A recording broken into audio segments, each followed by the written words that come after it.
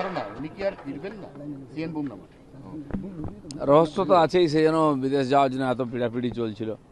আমরা জানি একজন আম্মা ছিলেন দিল্লিতে 28খানা সুটকেস নিয়ে এসেছিলেন। এখন এই সুটকেসের রহস্য কি আছে এটা তো আমরা বলতে পারবো না, ভবিষ্যতে হয়তো জানা যেতেও পারে। হ্যাঁ, কিন্তু উনি যে পিড়াপিড়ি করছিলেন চোখের চিকিৎসা পরবর্তীকালে উনি সুপ্রিম কোর্ট পর্যন্ত যান। ফাইনালি ওনার চোখটা দেখে সুপ্রিম কোর্টের মনে হয়েছে যে হ্যাঁ, হি ডিজার্ভস আ ট্রিটমেন্ট, বেটার ট্রিটমেন্ট। তা বলে 20খানা সুটকেস। ওটাই প্রশ্ন, পারমিশন নেওয়া হয়েছে মানুষের, যাচ্ছে সুটকেস। এখন সুপ্রিম কোর্ট অনুমতি দিয়েছে, কিন্তু 20টা সুটকেসের অনুমতি দিয়েছে কিনা সেটা আমার জানা নেই। বলো। অভিষেক বন্দ্যোপাধ্যায়ের সমস্ত মামলার রক্ষা কবচে আবেদনের শুনানি, মোট 16টা মামলা বিচারাধীন রয়েছে আজকে। কেস তো প্রতিদিন বাড়ছেই, আরও হবে। মানুষ ভয়ে কথা বলতো না, ডায়মন্ড হারবার থেকেই সমস্ত মামলা আসবে।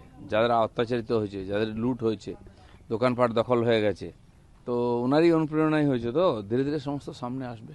সুমিত রায়ের 4টে মামলার রক্ষা কবচেও আজকে আবেদন। সবাই রক্ষা কবচ চাইছে, রক্ষা কবচ না, যারা কোর্টকে মানতো না, অস্বীকার করতো, আজকে কথায় কথায় কোর্টে যাচ্ছে কেন? ওরা রক্ষা কবচ, কোর্ট কতদিন রক্ষা কবচ দেবে? যে অপরাধ করেছে তদন্ত হচ্ছে, তথ্য সামনে এলেই কিছু রক্ষা কবচ থাকবে না। এ সাময়িক হয়তো একটু ওই জেরা থেকে তাকে অ্যাভয়েড করার জন্য এই ধরনের রাস্তা খোঁজা হচ্ছে। মসজিদে মাইক খোলা নিয়ে প্রতিবাদে আজকে পথে নামছেন সিদ্দিকুল্লাহ চৌধুরী। যে সিদ্দিকুল্লাহ চৌধুরীর বিরুদ্ধে একাধিকবার নিজেরই যারা সমর্থক কর্মী তাদেরকে কন্ট্রোলে না রাখতে পারার অভিযোগ উঠেছে বারবার।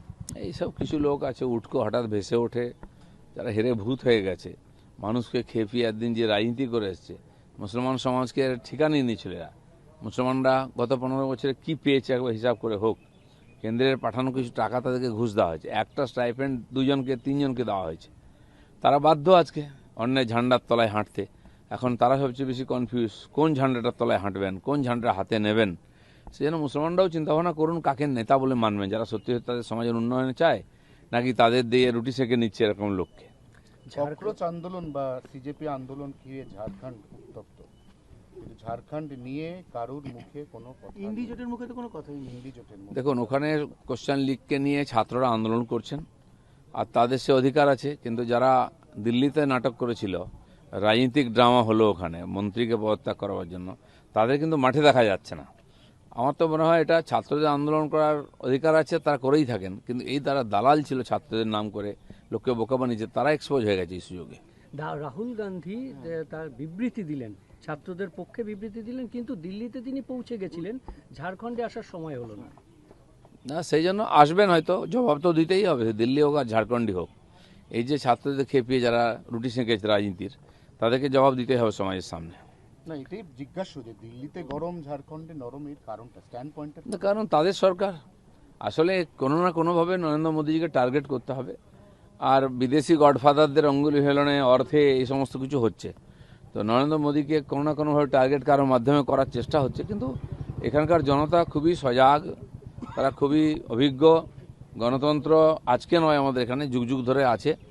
আর সেই গণতন্ত্রকে কেউ যদি বিভক্ত করতে চায়, ক্ষতবিক্ষত করতে চায়, সাধারণ মানুষই ঢাল হয়ে দাঁড়াবে। বলছি, যন্তর মন্তরের যে মূলত ছাত্র আন্দোলনের বার্তা দিয়েছিল এবং রাস্তায় নেমেছিল ওই নেহা, আজকে কলকাতায় আসছে। নেহাবোরা আজকে কলকাতায় আসছে সে ছাত্র আন্দোলনের বার্তা দিতেই। অভিযোগ উঠছে যে উনি কোনো মঞ্চ পাননি, কারণ ওনারা মঞ্চ চেয়েছিলেন, বিভিন্ন কারণ দেখিয়ে সেই মঞ্চের পারমিশনটা শেষ পর্যন্ত এই শুনুন, যে নেতার নেত্রী হয়, যার পিছনে লোক থাকে, তার মঞ্চ লাগে না, রাস্তাই তার মঞ্চ। এরা তৈরি করা নেতা, তৈরি করা মঞ্চ, তৈরি করা মিডিয়া দিয়ে নেতা হয়। আমরা দেখেছি কমিউনিস্টদের যে অনুযায়ী আন্দোলন হতো ওখানে, আর ওখান থেকে নিয়ে এসে এখানে ভোটে লড়ানো হতো। এইটা করা হয়, তারা কোথায় গেল আজকে? এই যে হঠাৎ ক্রিয়েটেড নেতা রাতারাতি হয়ে যায় না, মানুষ তাদেরকে স্বীকার করে না।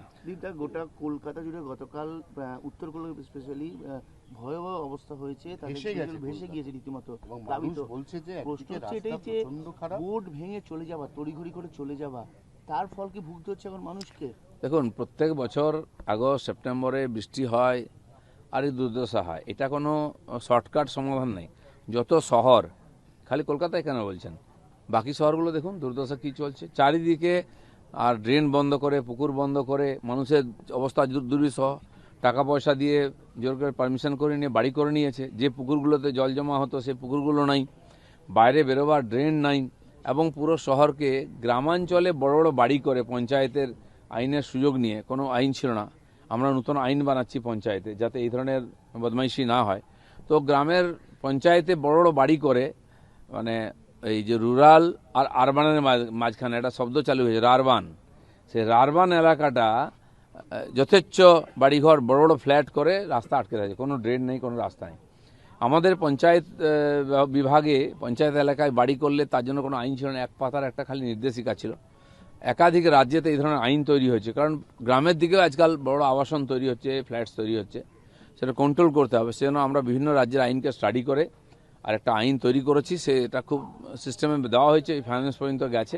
খুব তাড়াতাড়ি আমরা রুল নিয়ে আসছি যাতে ঠিক শহরের মতোই সমস্ত আইন কানুন করে ওখানে বাড়ির পারমিশন পাওয়া যাবে। কিন্তু দিলীপদা, একদিকে রাস্তাঘাটের অবস্থা খুব খারাপ, ভাঙাচোরা, তার মধ্যে যে কোনো বৃষ্টিতেই জল জমছে। এই যে 3-4টে বড় বৃষ্টি হলো, কোনোটাতেই জল সরছে না।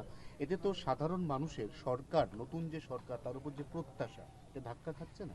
বিভিন্ন ঘটনা আমরা জানি। আমফানে 7 দিন জল ছিল, রাস্তা বন্ধ ছিল, সরকার বলেছে 7 দিন আগে কিছু হবে না।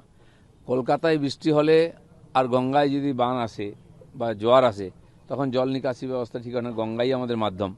তো এটা প্রায় হয়ে থাকে, 2-3 ঘন্টা ডুবে যায়। গত বছর আমরা দেখেছিলাম দক্ষিণ কলকাতায় ভবানীপুর থেকে আরম্ভ করে বালিগঞ্জে কি ভয়ঙ্কর পরিস্থিতি হয়েছিল। কলকাতার অভিজ্ঞতা নতুন নয়, ঠনঠনিয়া কালীবাড়ি এলাকায় বিস্তীর্ণ এলাকা জল জমে একেবারে কল স্ট্রিট পর্যন্ত। তো এইগুলোর স্থায়ী সমাধান করতে হবে ধীরে ধীরে, পুরো প্ল্যান করে, মাস্টার প্ল্যান করে। পুরনো ড্রেন, আন্ডারগ্রাউন্ড যে ড্রেন, সেগুলো জমে গেছে, বৃষ্টিটাকে পরিষ্কার করা উচিত এবং স্থায়ী সমাধানের জন্য রাস্তা বার করতে হবে, খালের সঙ্গে সম্পর্ক বার করতে হবে। আমার মনে হয় এটা যারা ইঞ্জিনিয়াররা আছেন, দরকার হলে আন্তর্জাতিক স্তরের যারা এক্সপার্ট আছেন তাদের সহযোগিতা নিয়ে স্থায়ী সমাধান করা হোক। একটা বৃষ্টি লোক কাটিয়ে দিতে পারে, এত বছর চলেছে, কিন্তু পরের বার থেকে যাতে এর কোনো সমাধান হয় রাস্তা দেখা উচিত। দিলীপদা, পশ্চিমবঙ্গে বৈধ ভোটারদের নাম দ্রুত ভোটার তালিকায় অন্তর্ভুক্তির জন্য এসআইআর ট্রাইব্যুনাল গঠনে আজকে মামলা হয়েছে। আজকে দ্রুত যাতে শুনানি হয় এবং অধীর রঞ্জন চৌধুরী এই মামলাটা করেছে। যাতে দেখুন, এক সময় যখন এসআইআর এখানে লম্বিত হয়ে গেছিল টিএমসি চক্রান্তে, 228 জন না কত জজকে বাইরে থেকে ম্যাজিস্ট্রেট নিয়ে এসে এখানে এমার্জেন্সিতে করা হয়েছিল। তারপরে কয়েক লাখ নাম বাদ থেকে গেছে, সেই সিস্টেম চালু হচ্ছে, ধীরে ধীরে সবাইকে এর মধ্যে ইনক্লুড করা হবে। লাস্ট কোশ্চেন, সেটা হচ্ছে এনসিপিআই এর 20 জন সাংসদের সাংসদ পদ খারিজের জন্য আজ অভিষেক বন্দ্যোপাধ্যায় লোকসভা স্পিকারের সঙ্গে দেখা করবেন। দেখুন, আইন ঠিক আছে, 2/3 যদি একদিকে হয়ে যান সেটাই পার্টি হয়ে যায়। এখন ওই এক্সারসাইজ করেই সময় কাটিয়ে নিজের সমর্থকদের একটুখানি উৎসাহ দিচ্ছেন আর কি।